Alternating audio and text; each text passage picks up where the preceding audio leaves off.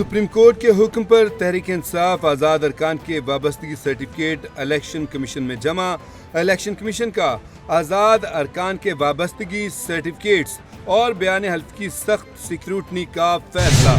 Election commission के ऐलान के बावजूद मखसूस नशिस्तों के फैसले पर अमल नहीं होगा। फैसल वावडा ने बड़ी खबर दे दी। सेनेटर फैसल वावडा से सवाल किया गया कि इलेक्शन कमीशन ने सुप्रीम कोर्ट के मखसूस नशिस्तों के फैसले पर अमल करने का ऐलान कर दिया है। क्या इलेक्शन कमीशन के इस ऐलान से आप सरप्राइज हुए हैं? फैसल वावडा ने जवाब दिया कि मैं बिल्कुल भी सरप्राइज नहीं हूँ। मेरी बड़ी क्लियरिटी है इस मामले पर। पहला फेज इलेक्शन कमीशन है, फिर स्पीकर है, फिर दोनों पार्लियामेंट हैं, फिर प्रेसिडेंट ऑफ पाकिस्तान है। इस सारे प्रोसेस से गुजरने के बाद PTI को मखसूस नशिस्तें मिलने की कोई पॉसिबिलिटी है। साबिक वफाकी वजीर फवाद चौधरी कहते हैं कि इलेक्शन कमीशन का रिव्यू दायर न करने का फैसला अच्छा है। उन्होंने कहा कि ट्रिब्यूनल्स को तब्दील न करने का chief justice Lahore high court का बड़ा अच्छा फैसला है। साबिक वफाकी वजीर फवाद चौधरी का कहना है कि चीफ जस्टिस साहब ने तो अपने जजेस के साथ ही खड़ा होना था। उन्होंने कहा कि इलेक्शन कमीशन को चाहिए कि chief justice Lahore high court का फैसला भी तस्लीम करे।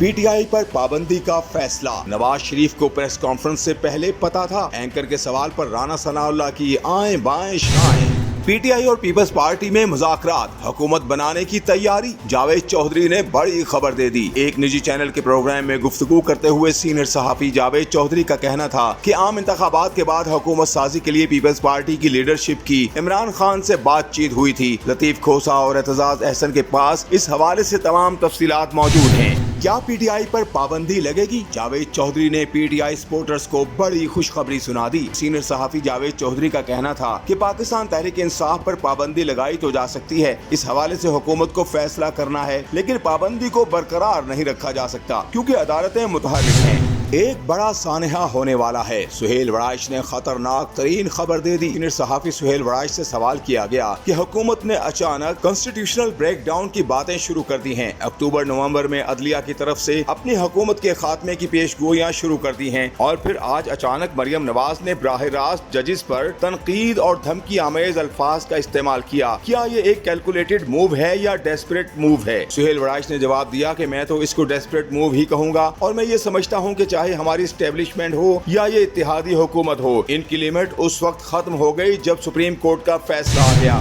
PTI पर पाबंदी, मुस्लिम लीग नून और पीपल्स पार्टी की क़यादत को क्या कहा गया? सुहेल वड़ाइश ने अंदर की खबर दे दी। सीनियर सहाफ़ी सुहेल वड़ाइश का कहना था कि मैं इस बात से इत्तेफाक नहीं करता कि PTI पर पाबंदी लगाने के हवाले से जरदारी साहब को या पीपल्स पार्टी को एतमाद में नहीं लिया गया। मेरा ये ख्याल है कि मुस्लिम लीग नून और पीपल्स पार्टी दोनों की क़यादत को इस फैसले के हवाले से बताया गया है। कराची में आज गरज चमक के साथ मूसलाधार बारिश की पेशगोई। आपको बताएं कि महकमा मौसमियात का कहना है कि आज कराची, सखर, कश्मोर, खैरपुर, लाड़काना, दादू, बदीन, ठट्ठा और सजावल में बारिश का इम्कान है, जबकि जैकबाबाद, शिकारपुर, शहीद बेनज़ीराबाद, हैदराबाद, थरपारकर, उमरकोट और मिठी में भी बारिश हो सकती है। बांग्लादेश में पुरतशद्दुद मुजाहिरों में 105 अमवात के बाद कर्फ्यू नाफिज फौज तलब कर ली गई है। बांग्लादेश के हालात खराब से खराब तर होते जा रहे हैं। पुरतशद्दुद मुजाहिरों में 105 अफराद जाँ बहक हो गए। बांग्लादेश में कर्फ्यू नाफिज कर दिया गया।